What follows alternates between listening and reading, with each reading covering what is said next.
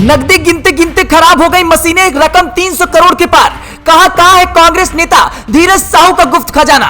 धीरज साहू के ठिकानों से बरामद कैश कांग्रेस को देगा गहरी चोट। भाजपा को बैठे बैठाए मिल गया बड़ा मुद्दा।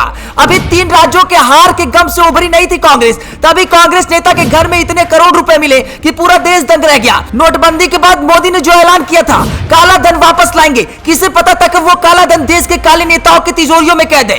कौन है कांग्रेस नेता जिसने जनता के इतने पैसे लूटे कि भर ली अपनी तिजोरियां? जी, नोटबंदी का दौर था। प्रधानमंत्री आधी रात को ऐलान किए थे कि देश में और देश के बाहर रखे काले धन को वापस देश में लाया जाएगा। जो कांग्रेस नेता बार बार पूछ रहे थे कि काला धन का क्या हुआ, उन्हीं कांग्रेस नेताओं में से एक के घर पे इतने पैसे मिले कि पूरा भारत दंग रह गया।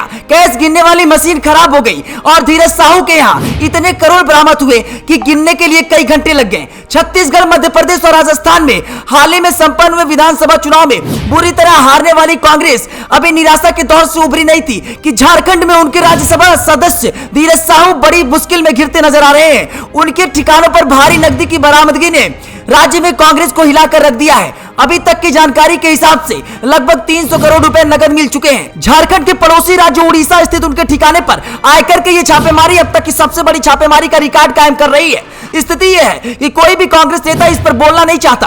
खुद राज्यसभा सदस्य धीरज प्रसाद साहू भी पूरे प्रकरण को लेकर चुप्पी साधे हुए हैं। मिली जानकारी के मुताबिक धीरज प्रसाद साहू अभी नई दिल्ली में है। एक प्रकार से वे इस मामले से फिलहाल अलग थलग दिख रहे हैं। पार्टी नेताओं का रुख देखकर यह लग रहा है कि इससे होने वाले बड़े नुकसान का उनको अंदाजा भी है। भाजपा ने इसे लेकर आक्रामक रवैया अख्तियार किया है। राष्ट्रीय स्तर पर भी कांग्रेस के विरुद्ध भाजपा का एक बड़ा मुद्दा मिल गया है। बीते 72 घंटे में कांग्रेस नेता धीरज प्रसाद साहू के घर और कार्यालय पर आयकर विभाग की छापेमारी जारी है। अब तक 300 करोड़ की नकदी विभाग ने बरामद कर ली है। लगभग 300 करोड़ रुपए की बरामदगी को लेकर प्रधानमंत्री नरेंद्र मोदी ने भी विपक्षी पार्टियों पर तंज कसा है। उन्होंने इसे भ्रष्टाचार के खिलाफ भाषण देने वाली नेताओं की असली सच्चाई बताई है। धीरज प्रसाद साहू 3 बार राज्यसभा के लिए चुने गए। पहली बार 2009 में हुए उपचुनाव में उन्हें उच्च सदन में चुना गया और इसके बाद से वे 2010 और 2018 में राज्यसभा के लिए निर्वाचित हुए। वर्ष 2018 में राज्यसभा चुनाव में काफी कम अंतर से उन्होंने जीत हासिल की। उक्त चुनाव के नामांकन पत्र में उन्होंने अपनी संपत्ति 34 करोड़ रुपए दिखाई थी। उन पर 2.36 करोड़ रुपए का कर्ज था।